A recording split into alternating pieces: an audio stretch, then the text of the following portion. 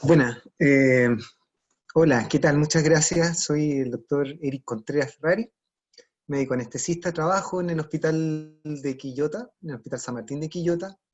Y como bien dijo ahí Boris, me dedico a varias áreas. Una de ellas es la anestesia en pabellón y otra es como musicoterapeuta y como médico del dolor en forma integral.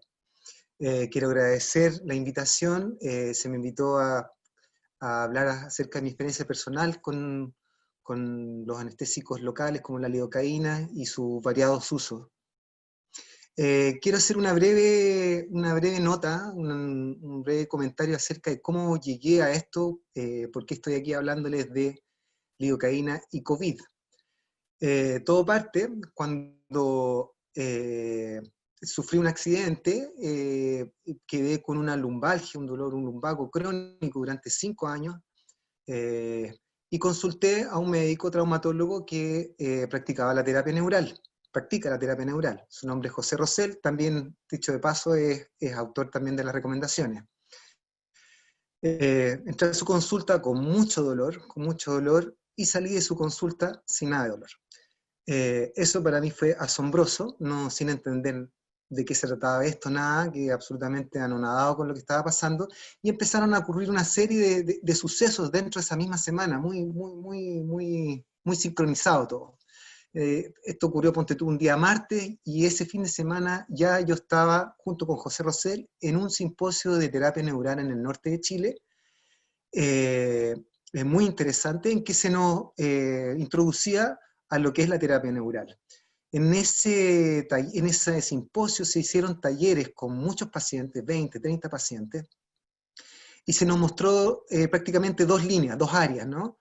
Una, la clásica de la terapia neural, en que se ocupa procaína en bajas concentraciones, en lugares, en infiltraciones tópicas subcutáneas, en lugares distantes de la zona del dolor, eh, y los resultados eran realmente espectaculares. O sea, uno podía ver ahí in situ cómo se recuperaban los pacientes a vista de paciencia de los 30, 40 colegas que estábamos ahí, ¿no?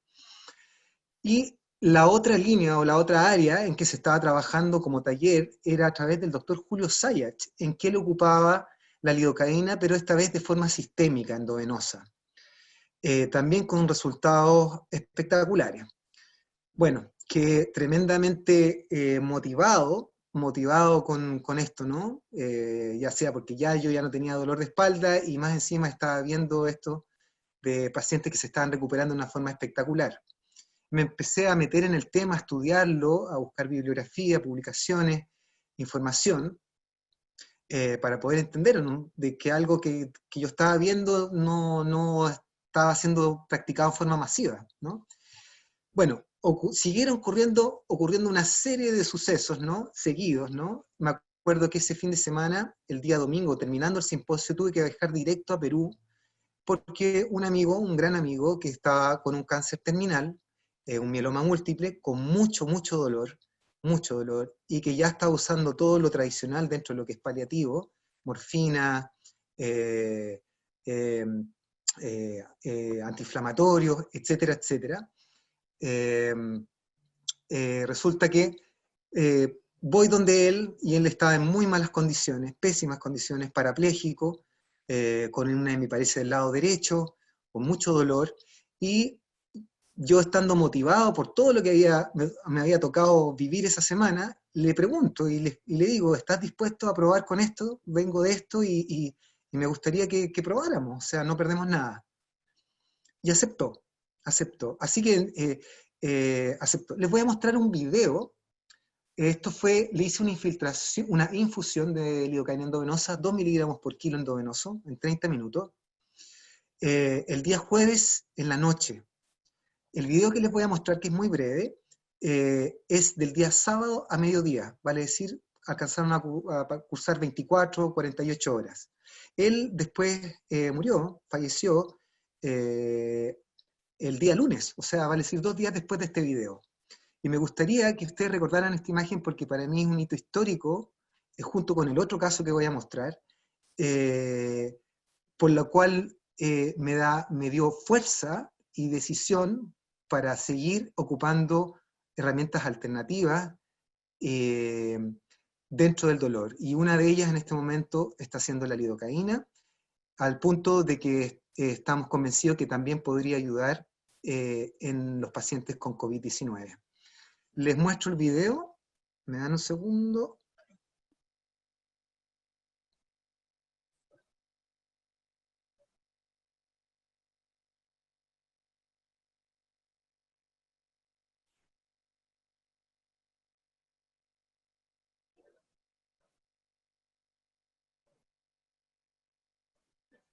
Bueno, eso es, me emociona un poco.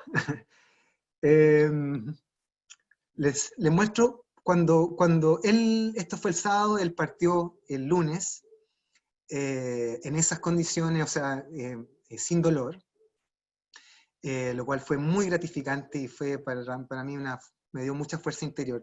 Después de eso decidí tomar un descanso e irme a la selva, al Amazonas, a un lugar que se llama Atalaya.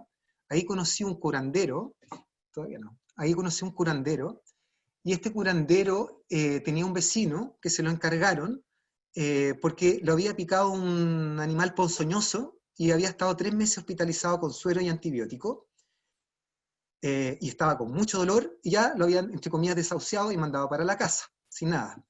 Por lo tanto, él estaba haciendo de curandero, como de médico de la comunidad, estábamos bien adentrados en la selva, y bueno, yo le conté lo que me había pasado semanas antes y le ofrecí mi ayuda, pensando siempre en el dolor, ¿no? Así llegó el paciente, esto fue un día viernes en la mañana. Lo que hice fue ocupar una técnica que nos enseñó el doctor Zayat, que fue una inyección a nivel de fémur, al tercio medio, a nivel de periósteo. Ahí se infiltraron aproximadamente 5 cc de Lidl-2, y además, una vez lavada la herida, no se infiltró, pero se mojó la herida con lidocaína. Cada curación se hacía con paños mojados en lidocaína. Esto es el día viernes. Les voy a mostrar lo que ocurrió, cómo se veía la herida el día domingo. Bueno, ese es un close-up del mismo día viernes. Y eso ocurrió el día domingo. Como pueden ver ustedes, toda la costra y toda la necrosis desapareció, se desintegró, se cayó. Si ustedes se fijan, no sé si puedo aquí con el cursor, miren los bordes de la herida, están con sangre, irrigadas, se ve una herida rosada. Bueno, esa jeringa no está pinchando nada, esa jeringa lo único que está haciendo está echando lidocaína a nivel tópico, ¿ya? Por si acaso, pareciera como si estuviera pinchando la herida. ¿Por qué muestro este segundo caso? Porque también fue un hito, porque me abrió los ojos que tal vez el potencial de la lidocaína no solamente estaba en el dolor, sino en el sistema de regeneración del cuerpo. ¿Cómo podía ser que en un plazo tan corto esta pierna, esta rodilla que estaba necrótica, prácticamente de un momento para otro estuviese irrigada, llena de sangre, y en cierta forma en un proceso de granulación? Por lo tanto, dije, ok, pensé para mí adentro, aquí hay algo más que solamente el dolor, aquí hay algo más profundo, tal vez el mecanismo autorregenerativo, los procesos inflamatorios que están de por medio, recordando que el dolor no es más que la manifestación de un proceso de inflamación. Bueno, esta es mi historia personal de por qué yo he estado un poco con la camiseta puesta con la lidocaína, ¿no? Ahora voy a entrar a materia más concreta, que es la razón por la cual estoy acá. Son las recomendaciones que estamos haciendo junto con el doctor Rosell y el doctor Muranda y 18 colaboradores más, dentro de ellos gente que está en medicina integrativa. Esto es una síntesis, aclaro, es una síntesis. Es mucha información para que yo les pueda entregar dentro de 30, 40 minutos, por lo tanto es una síntesis. No quise modificar ninguno de los textos que están dentro del protocolo, porque son textos que están con referencia, y interferir en ellos sería delicado. Así que lo que les voy a pedir, para que nos vayamos sincronizando, es que a medida que ustedes vayan leyendo la diapositiva, yo paralelamente ustedes me pueden escuchar el resumen de esa diapositiva, sobre todo en aquellas personas que no son médicos, que no están tan ligados al lenguaje médico. Pienso en ellos, ¿no? Pienso en ellos y en el fondo le resumo el concepto con el cual se tienen que quedar al leer tal vez lo complejo que lean en el texto. Ahí vamos, ¿ya? Bueno, lo primero, los objetivos. El objetivo de esta recomendación es eso, recomendar el uso de la lidocaína endovenosa, apoyando a los equipos de salud en las tomas de las decisiones respecto a los tratamientos a hacerse en los pacientes que están hospitalizados por esta enfermedad. A manera de introducción, existe una contingencia en este momento, lo sabemos todos, existe una contingencia de salud a nivel global, la pandemia, ¿no? Y a nivel nacional, el día 11 de marzo, el 11 de marzo del 2020 se declara la pandemia en Chile. No existe en la actualidad, no existe en la actualidad un tratamiento para el coronavirus. A pesar que se han propuesto medicamentos como antivirales, antimaláricos, inmunoglobulinas, corticoides, todos son de escasa evidencia científica. Debo hacer un reparo. Hace 2 semanas atrás se comprobó que la dexametasona, corticoide, estaría dando buenos resultados. ¿Ya? Hago esa salvedad. Pero actualmente en la práctica, el COVID se considera una enfermedad intratable. Y actualmente lo único real son las medidas de soporte que uno puede tener para un paciente con COVID.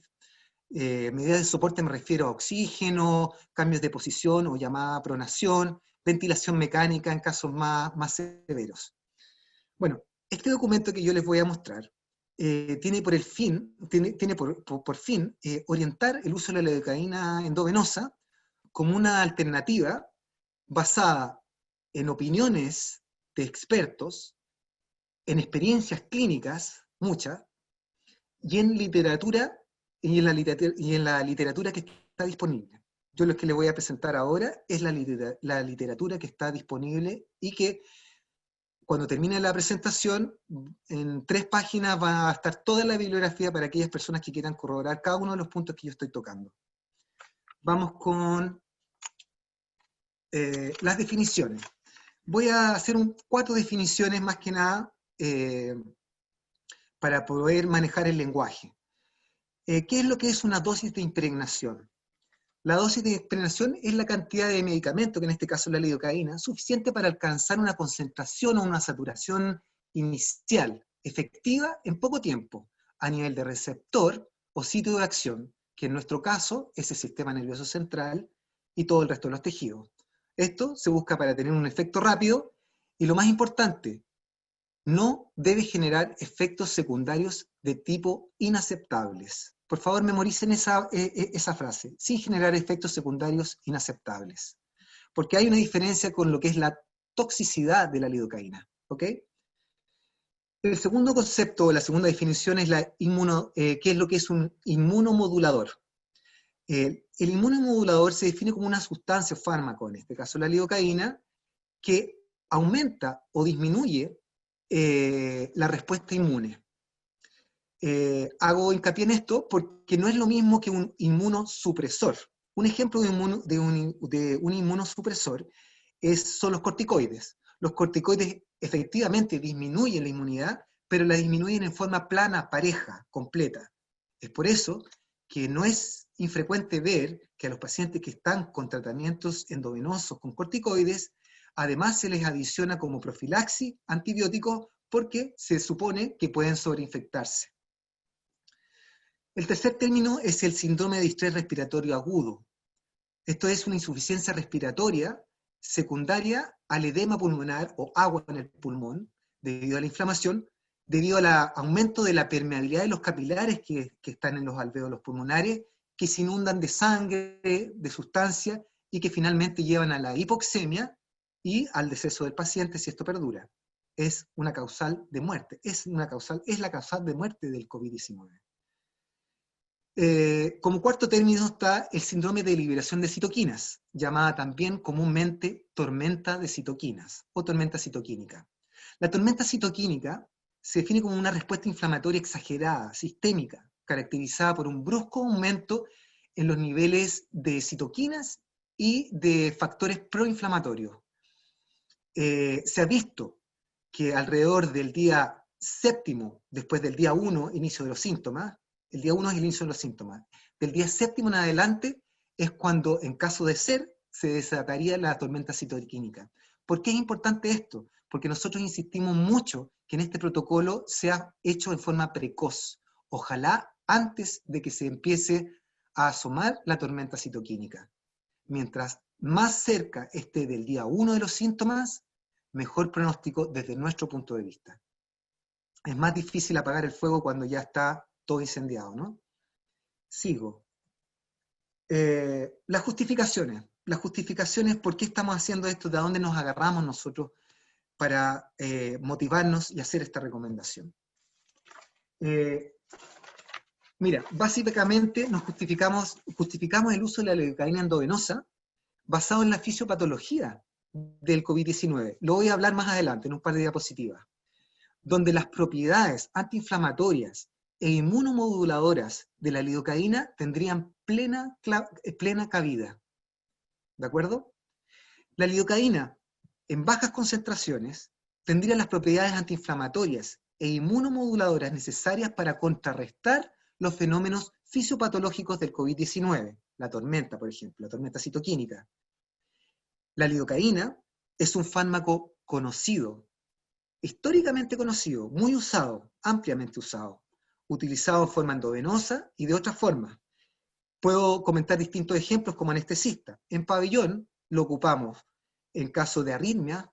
Cuando un paciente presenta una arritmia, uno administra un bolo de 1 a 2 miligramos por kilo de peso en bolo, vale decir 5 o 10 segundos, y uno ve en muy corto plazo, minutos, reversión de la arritmia. Otros ejemplos, broncoespasmos severos dentro del intraoperatorio, o el temido laringoespasmo, ¿no? Que se ve mucho en los niños, en la pediatría. Uno administra esta dosis en bolo y uno ve cómo los pulmones, cómo los bronquios se dilatan, se expanden, empiezan a saturar mejor en forma muy rápida. Y también se está ocupando en aquello como para el dolor crónico. Se ha visto que muchos pacientes, después de una cirugía, las cicatrices que queda o el trauma que queda después de la cirugía repercute mucho tiempo después, ya independiente de la noxa. Se convierte en un dolor crónico. Se convierte en un dolor crónico que es ya independiente de los factores irritativos del momento. Y se ha visto que el uso de lidocaína en forma intraoperatoria durante esa cirugía disminuye la frecuencia de este fenómeno. Voy a nombrar otros más, pero estoy nombrando solamente los clásicos, ¿ya? Bueno, siguiendo con la justificación, también debo decir que la Asociación Médica Mundial, a través de la Declaración de Helsinki, que es una declaración de principios éticos, nos permite en situaciones como esta, especiales, de contingencia, pandemia, usar intervenciones no comprobadas, si a su juicio, a nuestro juicio, da esperanza de salvar vidas y aliviar el sufrimiento, siempre y cuando esta intervención sea segura. Y por eso ahondo mucho en la seguridad, y van a ver ustedes en el resto de la charla que voy a poner hincapié en eso.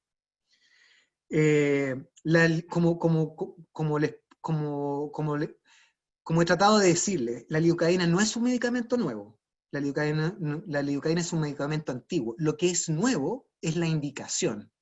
Esto vendría a ser una nueva indicación, un nuevo potencial de la lidocaína para el COVID-19. Además, decirles que el Ministerio de Salud, cuando se decretó la pandemia, a través del Consejo Asesor de COVID-19, declara promover el intercambio de experiencias entre especialistas y centros asistenciales, en especial a lo relacionado al manejo de ventilación no invasiva, vale decir, el manejo de la ventilación en pacientes que no van a ser intubados, que en la práctica se remite a lo que es pronar a los pacientes, darlos vuelta boca abajo, que mejora mucho la saturación. Promover todo lo que está relacionado a los corticoides y promover todo lo que está relacionado a los inmunomoduladores, dentro del cual, desde nuestra forma de ver las cosas, la lidocaína es un inmunomodulador que podría tener un impacto en el COVID-19. Sigo. En cuanto a la fisiopatología del COVID-2, del COVID-19, perdón, que también se llama SARS-CoV-2, la complicación más frecuente es la neumonía. La complicación más frecuente es la neumonía. Y la sigue el síndrome de distrés respiratorio agudo, que ya lo definimos en un par de diapositivas atrás, que es la causal de muerte en estos pacientes. ¿Cómo funciona el virus? El virus entra al tracto respiratorio, invade los neumocitos tipo 1, tipo 2 y los macrófagos alveolares de la zona. Esto hace que se active la inmunidad, la llamada inmunidad innata y la llamada inmunidad adaptativa. Esta inmunidad hace que se liberen en forma exagerada citoquinas, que pueden llegar hasta la tormenta citoquínica que hemos mencionado anteriormente. Esto lleva al paciente a la disnea y a un distrés respiratorio agudo y a la muerte.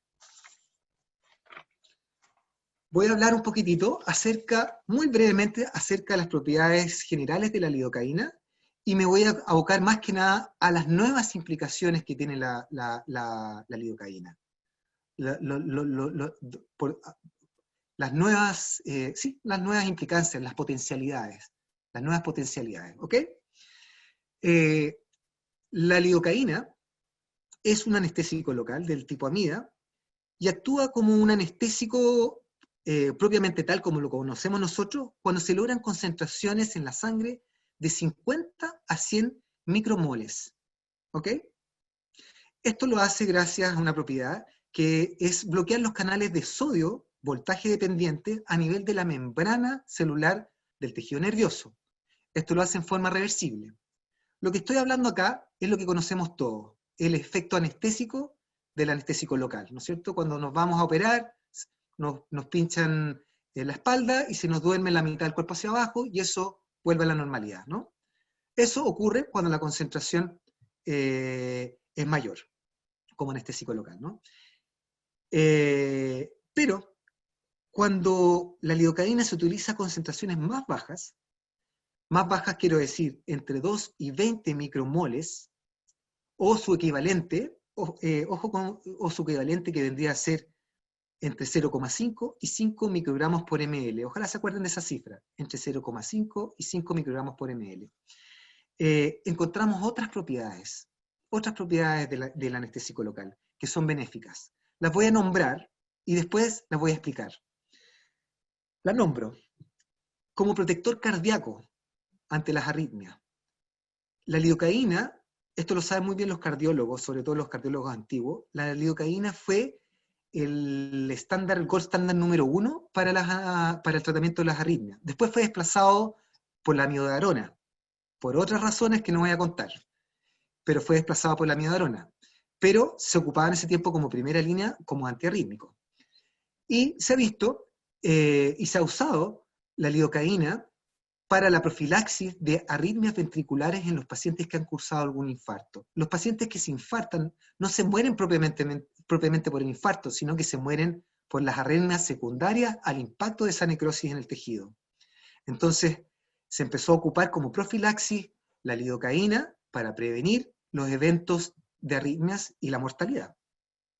También a estas dosis, bajas dosis, hay un efecto antitrombótico, hay un efecto antiinflamatorio y hay un efecto modulador de la cascada inflamatoria. Acuérdense de la tormenta citoquínica. Sobre estas nuevas propiedades voy a ahondar en la siguiente diapositiva. Bueno, eso es también repitiendo un poco lo mismo, el efecto sobre los canales de sodio dependiente de voltaje se observa con concentraciones entre 50 y 100 micromoles, pero a concentraciones menores, entre 0,5 y 5 gamas por ml, o su equivalente, 2 a 20 micromoles, se han descrito una serie de propiedades, entre ellas la antiinflamatoria, efectos moduladores sobre distintas etapas de la cascada inflamatoria, como la adhesión leucocitaria, migración leucocitaria y fagocitosis. Continúo. Acerca del efecto inmunomodulador de la lidocaína. Por mientras ustedes pueden leer eso, yo les voy a resumir qué es lo que dice eso, para aquellos que no entiendan. La lidocaína endovenosa, en animales, conejos y ratones, estaría induciendo la inhibición de la liberación de leucotrienos y radicales libres. Además, estaría disminuyendo la cantidad de interleuquina 1, 6, 8 y 12, que son conocidos factores inflamatorios. También estaría disminuyendo el factor de necrosis tumoral y el interferón gamma. Y aumentaría la sobrevida de células que han sido expuestas a citoquinas. Además, se ha visto que aumenta la IL-10. La IL-10 vendría a ser como el bueno de la película acá, porque la interleuquina 10 se ha visto que es un factor protector ante el barotrauma en los ventiladores mecánicos. Los pacientes cuando están intubados bajo ventilación mecánica están sujetos a una hiperpresión. Esa hiperpresión produce un trauma. Eso se le llama barotrauma. Y ese barotrauma estaría atenuado al haber interleuquina 10 elevada. En cuanto a efectos antiinflamatorios e inmunomoduladores en la lesión pulmonar, ¿por qué me refiero ahora a la lesión pulmonar? Porque dije antes que los pacientes con COVID se complican principalmente por la neumonía y secundariamente por un distrés respiratorio que los lleva a la muerte. Vale decir, todo ocurre en el pulmón. Entonces me pareció interesante a ver qué pasa a nivel inmunológico, a nivel de pulmón, con la lidocaína endovenosa. También estos trabajos están hechos en animales. Se han publicado, bueno, les resumo. Ustedes pueden leer ahí, pero yo les voy a resumir. En ratas y conejos se experimentó induciendo daño pulmonar a través de distintas sustancias irritantes. Esto, por supuesto, bajo el efecto de la lidocaína endovenosa. Y se demostró que existía inhibición de la exacerbación de granulocitos, disminución del proceso de fibrosis pulmonar y disminución del edema pulmonar o líquido en el pulmón. También se vio disminución de una serie de mediadores proinflamatorios, que lo hemos nombrado ya muchas veces, IL-1, IL-6, IL-8, factor de necrosis tumoral alfa, complemento 3, C3 y C5. Y también se demostró que existía una limitación del daño secundario a la ventilación mecánica por aumento de la interleuquina 10, la buena de la película. ¿Ok? Estoy un poquito repitiendo lo mismo, pero en el fondo, el que quiera ahondar más en esto, está la bibliografía y se puede meter de lleno. También quiero nombrar los efectos antiinflamatorios y protectores sobre otros órganos, porque no termina solo aquí la cosa. El efecto antiinflamatorio de la lidocaína se ha demostrado benéfico en el shock séptico, en la isquemia miocárdica, en el dolor posoperatorio, como protector renal, como protector hepático, como neuroprotector con el proceso de neuroinflamación y como anticonvulsivante. Cabe decir que como anticonvulsivante a dosis bajas, porque la lidocaína, cuando llega a una toxicidad de 8 gamas por ml, produce convulsiones. Yo les pedí que recordaran la cifra de 0,5 a 5 gamas por ml. Bueno, nosotros con este protocolo logramos concentraciones plasmáticas no mayores a 3.5 gamas por ml. Las convulsiones ocurren a las 8 gamas por ml y la cardiotoxicidad ocurre a 25 microgramos por ml. Entonces ustedes pueden tener ya a grandes rasgos, poder intuir que el trabajar con concentraciones bajas, plasmáticas, nos permite tener un alto rango de seguridad, con el protocolo hecho en forma estricta, ¿no? Sin salirse del protocolo. Otras propiedades de la lidocaína, como bactericida. Bactericida ante bacterias como la Escherichia coli, Pseudomonas aeruginosa, Haemophilus influenza, Streptococcus pneumoniae, Staphylococcus aureus. Y también efectos antivirales y efectos antifúngicos. En cuanto a experiencia y seguridad en el uso de lidocaína endovenosa. Ustedes pueden leer eso por mientras que yo les resumo. A ver, ¿dónde está mi resumen? Aquí. El año 2005, Cochrane publicó una revisión sistemática acerca de las dosis seguras de lidocaína. El 2013 se volvió a editar, sin cambios en sus conclusiones. En más de 12 estudios, con una suma total de 199 pacientes, esta revisión no encontró ningún reporte de toxicidad severa o situación de riesgo para el paciente. ¿Ok? Vuelvo a repetir, cabe destacar que las dosis que recomendamos en nuestro protocolo están muy por debajo de las establecidas universalmente, inclusive dentro de lo que ustedes están leyendo en la pantalla. Y esto nos da la ventaja de tener un amplio rango de seguridad. ¿Ya? ¿Por qué soy repetitivo en términos de la seguridad? Porque la gran resistencia que hemos tenido con los colegas para poder implementar el sistema en el sistema público ha sido el miedo. ¿El miedo a qué? El miedo a la toxicidad, a la lidocaína. Porque cuando uno se va a los libros, a la literatura, efectivamente existe toxicidad de la lidocaína. Pero uno en la práctica, como los anestesistas que estamos acostumbrados, se da cuenta que esa toxicidad, es difícil llegar a esa toxicidad. Es difícil, a menos que ocurra un accidente, ¿no? Que me equivoque de concentración, que me equivoque de jeringa, etc. A modo de ejemplo, por ejemplo, los pacientes que se duermen con anestesia general se ocupa una droga que se llama el propofol, que irrita mucho la vena. Y se usa, es muy común ver que para que el paciente no se duerma con dolor, uno le pone lidocaína a la vena, en la dosis que acabo de mencionar, para anestesiar localmente la vena y evitar que le duela, ¿ya? Esa dosis, nosotros ponemos yo pongo entre 1 y 1.5 miligramos por kilo en bolo, vale decir en 5 segundos, 5, 10 segundos.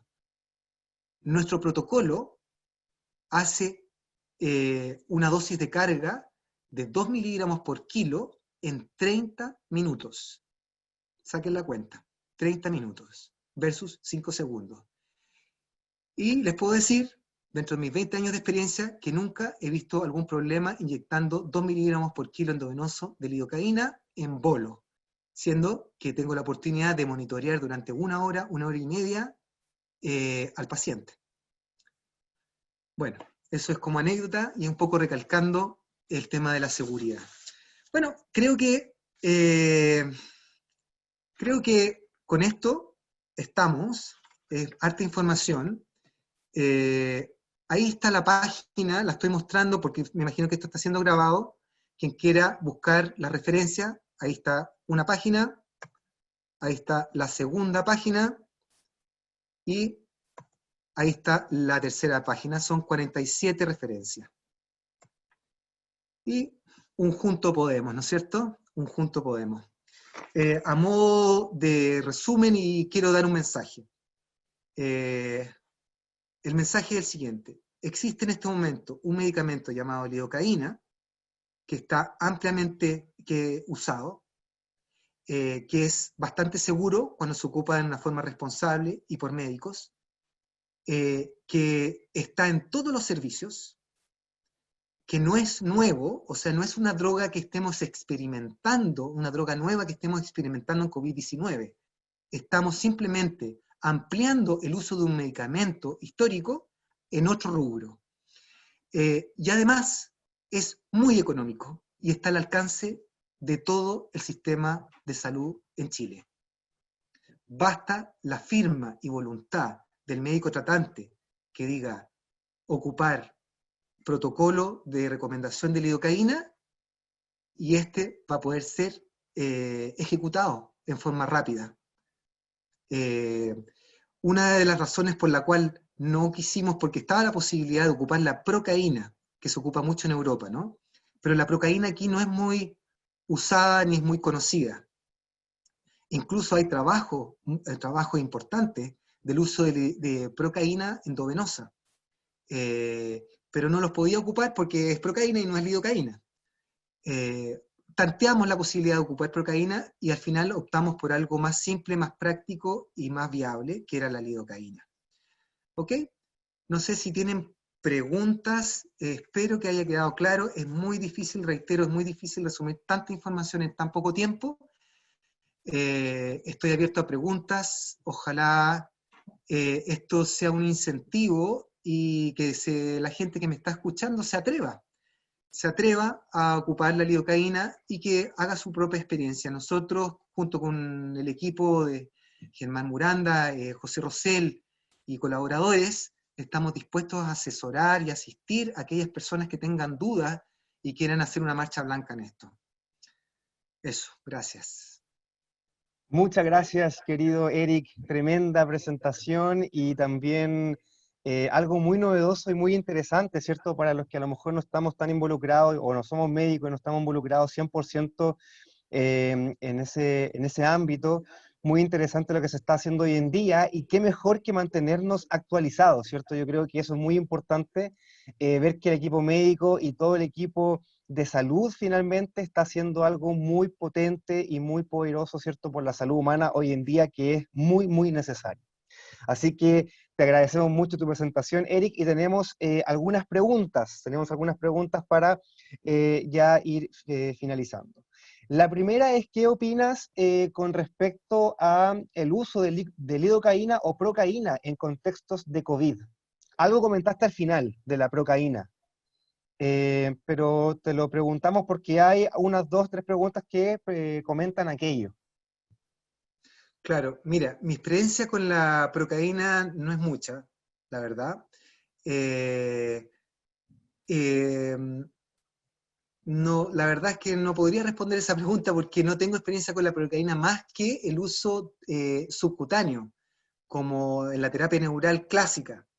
Sé que hay colegas, y hurra por ellos, que ya están practicando terapia neural en pacientes con COVID, en consultorio, aplicando técnicas de ganglio estrellado, aplicando técnicas de inyecciones subcutáneas a nivel del tórax. Me han llegado videos impresionantes desde México, de pacientes que están saturando muy poco y los pinchan vía subcutánea y tienen una respuesta espectacular, y está grabado. Y está grabado. Eh, a mí no me cabe duda que la terapia neural tiene un tremendo eh, potencial en esto. Lo que pasa es que necesitaríamos muchos terapeutas neurales para tratar COVID-19 en este momento. Y en este momento la lidocaína endovenosa sistémica está a la mano de cualquier médico, de cualquier enfermera. Por eso optamos por esta vía, porque es una vía viable, que la puede hacer cualquier médico que esté lo suficientemente instruido. Pero eso no está diciendo que lo otro no esté bien. Lo otro está muy bien, muy bien. O sea, yo felicito a esa gente, felicito. Ojalá todos pudiésemos estar pinchando de la forma que están pinchando la gente de terapia neural. Pero necesitamos más. Perfecto. Claro, siempre son pocos, ¿cierto? Claro. La evolución siempre es poco, bueno, de algo se parte. Querido, otra pregunta más. Bueno, muchos comentarios, ¿cierto?, de agradecimientos por tu interesante presentación. Y preguntan si es que este protocolo está siendo usado en alguna parte de Chile y si es que ya se ha usado en Quillota. Como tú trabajas allá, ¿cierto? Si es que hay algún efecto ya, ¿cierto?, en esta parte de Chile. Uy, muy buena pregunta. Mira, en Quillota no está siendo usado porque efectivamente hay una resistencia y hay miedo a usarla. Eh, Uno no es profeta en su tierra. Yo trabajo en el hospital de Quillota. Así que la verdad es que yo como que dejé de insistir y respeto la opinión de mis colegas. Me di cuenta también que la energía tiene que estar abocada más bien no a las UCI, sino que a las salas, donde los pacientes están hospitalizados recién, lo más cercano al día 1 de síntomas. Se está haciendo un plan piloto, no hemos empezado en Quillota, no sé si se va a empezar en Quillota, la verdad. Espero que sí, de verdad. Pero sí, lo que sí hemos logrado es hacer un plan piloto en San Antonio, ¿ya? En San Antonio. En San Antonio hay alrededor de 10 casos en que se ha hecho el protocolo, nos ha ido muy bien. Lamentablemente no puedo mostrar resultados porque no tienen aún la metodología estadística rigurosa que se necesita para tomar conclusiones.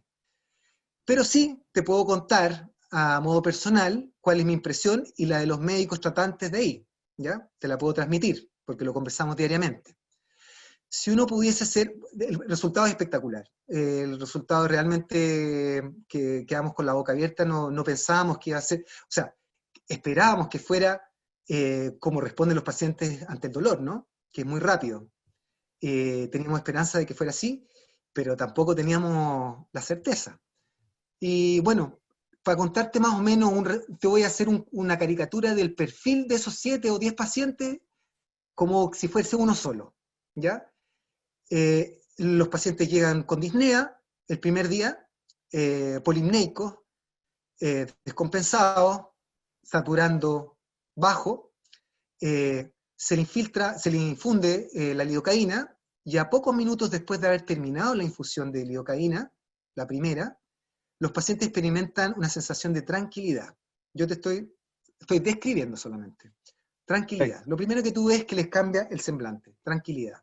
Segundo, disminuye la frecuencia respiratoria en forma significativa. De repente están con una frecuencia respiratoria de 24, 25 y baja a 18. ¿Ya? Tercero, en muchos casos, el esfuerzo inspiratorio que se ve a través del uso de la musculatura accesoria desaparece. La saturación de oxígeno aumenta. Y si no aumenta, disminuye los requerimientos de oxígeno para poder mantener esa saturación normal. La PAFI, que es un índice que se saca con los gases sanguíneos y que es un índice que interpreta la eficiencia de intercambio gaseoso a nivel alveolar, mejora impresionantemente. Me acuerdo del primer paciente, Magdalena se llama. Ella tenía una PAFI de 234 previo a la infusión, y una vez infundida, 2, 3 horas después se le volvieron a tomar gases en sangre y la PAFI subió a 374. Para que tengan una idea, debajo de 200, la PAFI bajo 200 es indicación de intubar a un paciente. ¿Ya? O sea, esta señora se salvó de ser intubada. ¿Ya? La opinión de los médicos tratantes de allá es totalmente positiva. Totalmente positiva. Han visto un cambio en la respuesta de los pacientes. Ellos llevan 1 o 2 meses tratando pacientes COVID-19 y vieron un cambio en la evolución. Es muy difícil en estos momentos, con la poca información que tenemos, son apenas 7, 10 pacientes, hablar de que es la lidocaína la que está provocando esto, ¿no? Pero, ¿por qué? Hay otras drogas que están ocupando también. Afortunadamente, en el caso de San Antonio, no había ninguna otra droga de por medio, excepto la pronación, vale decir, dar vuelta al paciente boca abajo, que parece ser muy efectiva. Entonces tampoco podemos concluir que es la lidocaína exactamente la que está produciendo estos efectos espectaculares. No, puede ser la pronación también, o puede ser la sumatoria de ambas. Para eso necesitamos hacer un estudio clínico, y afortunadamente la Universidad de Valparaíso está interesada en este proyecto y nos está dando un fast track para poder hacer un ensayo clínico donde podamos realmente ocupar una metodología y hablar con ya más propiedad si la lidocaína es realmente una buena opción para esto. Pero si me preguntas a mí en forma personal y le preguntas tú a los médicos tratantes de allá, están felices, están felices. Ha evitado que tengan que derivar pacientes al Hospital Carlos Van Buren para ser intubados. O sea, maravilloso. Ya el problema no es tanto de comprar ventiladores, tener personal para mantener un ventilador, sino más bien disminuir la cantidad de solicitudes de ventiladores mecánicos, ¿no es cierto? O sea, evitar que los pacientes que están en sala pasen a la UCI. Y para esto se requiere ocupar el protocolo en forma precoz, lo antes posible, desde que el paciente ingresa a la urgencia, el protocolo, ¿no es cierto? Independiente que el día que sea. Obviamente, si un paciente llega un día 7, ya casi cercano a la tormenta citoquínica, tiene peor pronóstico que uno que llega el día 3. Probablemente ese que llega el día 3 va a tener mejor opción. No sé si eso contesta la pregunta. Sí, yo creo que sí, bastante. Y bueno, lo último, ¿cierto? Por el tema del tiempo, hay hartas preguntas, pero para ir cerrando ya, Eric, querido, ¿dónde podemos encontrar, ¿cierto? Este protocolo, ¿cierto? Si es que está en alguna parte descargable, ¿dónde se puede encontrar? ¿Alguna página web, por ejemplo? Y también cómo se pueden contactar contigo por si algún participante que es médico, ¿cierto? Quiere implementar este protocolo en su hospital. Mira, la forma más sencilla en este momento, no sé si tú lo puedes escribir ahí debajito, es que nos ¿Sí, envíen un claro? correo a Dale. ¿Ya? protocolo.lidocaína@gmail. Perfecto. Enviado. Súper. Protocolo.lidocaína@gmail. Porque lanzar el protocolo así a la web sería una responsabilidad. Nosotros lo que pretendemos es que esta recomendación se haga, pero se haga asesorada, ¿no? Al menos los primeros pacientes para que agarren confianza, sepan de qué estamos hablando, cuáles son los problemas con los cuales se van a encontrar, poder apoyarlos, poder seguirlos, ojalá poder registrarlos y poder tener un número de pacientes para nuestro estudio también, para poder corroborar todo esto que estamos nosotros viendo y que tenga un peso potente, ¿no? A nivel nacional e internacional. Si esto llega a ser tan eh, impactante como lo pensamos, yo creo que podría producir un quiebre dentro de la evolución de la pandemia. Me Maravilloso. atrevo a decir eso, me atrevo a decirlo. Súper, Eric, querido. Bueno, nada más que agradecerte. Muchas preguntas, ¿cierto? Mucho interés al respecto. Yo creo que si hay participantes médicos aquí en este minuto, la verdad es que es una estrategia y una oportunidad tremenda de escuchar, ¿cierto? Esta exposición y esta ponencia. Y también te quiero agradecer, ¿cierto? A ti por todo lo que haces con tu equipo, por lo que estás haciendo en Quillota y por lo que estás haciendo tremendamente en San Antonio. Ya lo hemos conversado, ¿cierto? Lo importante que es la unión entre también los propios profesionales de la salud, ¿cierto? El kinesiólogo, la enfermera, el médico de cabecera, etcétera. Por ende, todo el equipo inter y multidisciplinario va a ser muy, muy importante que esté dentro de este proceso. Así que, querido, te agradecemos por tu tiempo, te agradecemos por tu energía, te agradecemos por tus palabras y espero que esto siga siendo, ¿cierto? Y que en un futuro podamos también unirnos, ¿cierto? De esta manera y que puedas dar los resultados, ¿cierto?, que están viendo de manera tan interesante, ya sea en San Antonio como también en otra comuna de Chile. Ok, muchas gracias, muchas gracias. Gracias, Eric. Un Suerte, gran abrazo, amigo. Que tenga una suerte. linda velada. Juntos Muchas podemos, gracias. Juntos podemos, me encantó eso, juntos podemos todos. juntos podemos. Maravilloso, buenas noches, Eric. Un gran abrazo, querido. Gracias Gracias. desde Planaquine.